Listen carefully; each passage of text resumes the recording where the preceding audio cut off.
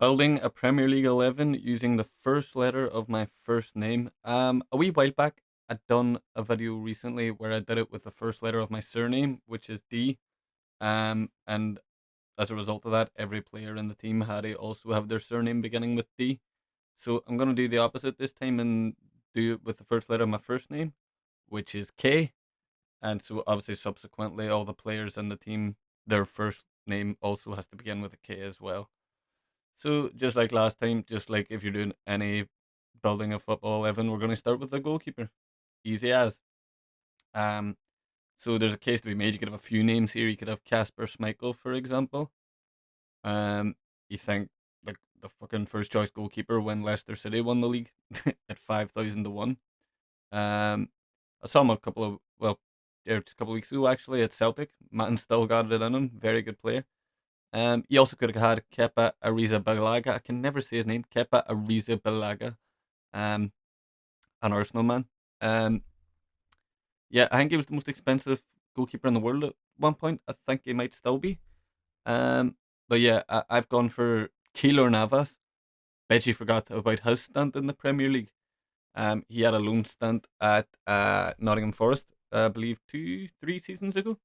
Um, and yeah, I think when you look at his CV overall as a footballer, you take out of his time at Real Madrid.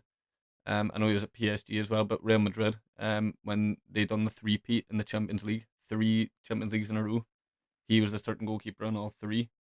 Um, I think he's very underrated when people talk about some of the greatest goalkeepers just in general. So yeah, Keylor Navas. I know I'm encapsulating everything, not just their Premier League career, just in general. Right? If they've played in the Premier League, I'll take everything into account. All right, just to make my team better. It's kind of cheating. Um, but yeah, I didn't get many Arsenal players in the team last time, so I'm already glad they've at least threw one in the hat with Kepa. Throwing another one in the hat here. We go to left back. You could say Kieran Gibbs. Um, you also could have said Kostas Tsimikas. At Liverpool if you're stupid. But ultimately, I did go for another Arsenal man. Actually, we've got an Arsenal man in the starting 11. Kieran Tierney. I was looking at the selection for left backs, and I think he was just an absolute shoe.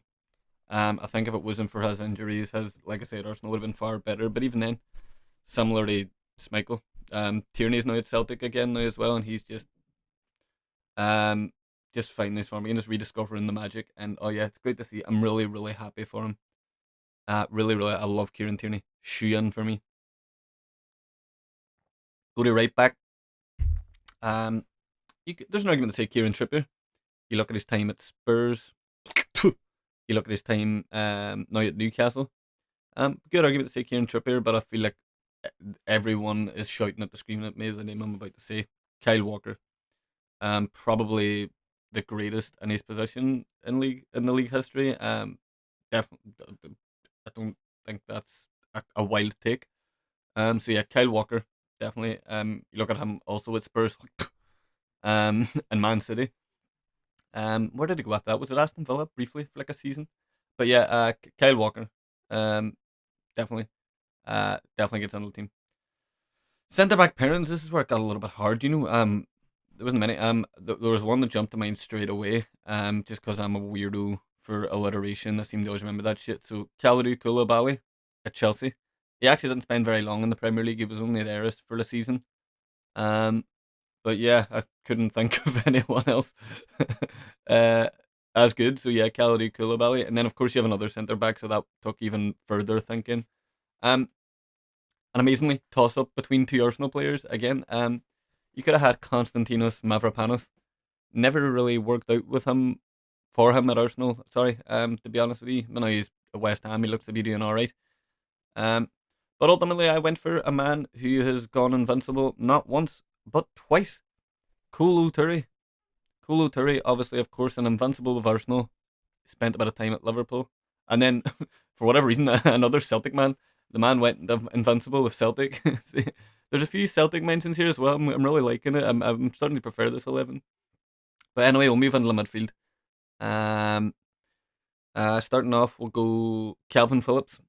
I think you forget a couple of years ago just how good he was in his time at Leeds, and then he went to Manchester City, joined the mythical Pep system, and yeah, fell off the face of the earth. I think did he go to West Ham or somewhere then? I could not tell you where Kalvin Phillips is now. That's the God's honest truth. But yeah, I think again just with how difficult it is trying to narrow it into this kind of category. Kalvin Phillips for me was um one of the best options to put in there, and alongside him, Kobbie Mainoo, another man that's kind of like rediscovering his form again, getting back to his best. Mainly because he's finally fucking playing again. I don't know what Ruben Amorim was doing with Mainoo, but for me, the man's a sensational talent. Is very, very good. And the only way is up for him too. He looked back even in that FA Cup final, scoring the winner at such a young age against the local rivals, Man City. Man, the man's a shoe. The man's a shoe. But yeah. Anyway, moving on. Speaking of Man City, the man made it to the D video as well. D video. I'm gonna steal him for the K also. Kevin De Bruyne, just forward of the other two midfielders. Kevin De Bruyne. I kind of really said everything I had to say about him in the last video for the D's. So if you want to find out what I said, go check that out. I'm too lazy to repeat myself. But yeah, Kevin De Bruyne. That's a very good midfield, by the way. Kalvin Phillips, Kobbie Mainoo, and Kevin De Bruyne. Bro, I'll take that all day long. Um, the wingers. This is admittedly where it got quite a bit trickier. I don't know. So looking out left wing, you could have had Kevin at Fulham. His name just Kevin. That's what he goes by apparently. Um, and in fairness, like I don't know much about him, but from what I've seen, he actually does look a really exciting talent. I just don't know that much about him at all. But he's looked good when I've watched him. I remember that 5-4 game against Man City this season. I thought when he came on, I thought he was almost kind of like changed the game in Fulham's favour again. And I thought he was gonna fucking turn the tides and make it a draw. But yeah, ultimately I don't know that much about him, so I ended up going for Keane Lewis Potter at Brentford. I don't know where Brentford keep pumping these talents out of. They seem to sell like the best players and then just fucking just plucking all out of thin air. Now, Keane Lewis Potter, I know he spent a lot of last season at left back because of injuries to the position, but yeah, he is a winger, so I'm going to put Keane Lewis Potter at the left wing just to fill my team because I need to fill these spaces. Out the right wing, here's a name you might have forgotten, but I have not forgotten because this man was a baller back in the day, and I don't feel like enough people talk about him. Bruh, Kevin Mirallas. Kevin Mirallas at Everton. I'm telling you, Matt, if you don't know Kevin Mirallas, prime Barclays. Prime fucking Barclays. Um, the man just had such pace and just how good he was on the ball as well. Uh, at Everton, he was just a joy to watch. I don't know how long he was there a fair brave while. I'd probably say about 5-6 years, but yeah, he was a mainstay in the starting 11. Um, I know he could play anywhere across that front line. But I think he did primarily kind of stick out to the right hand side.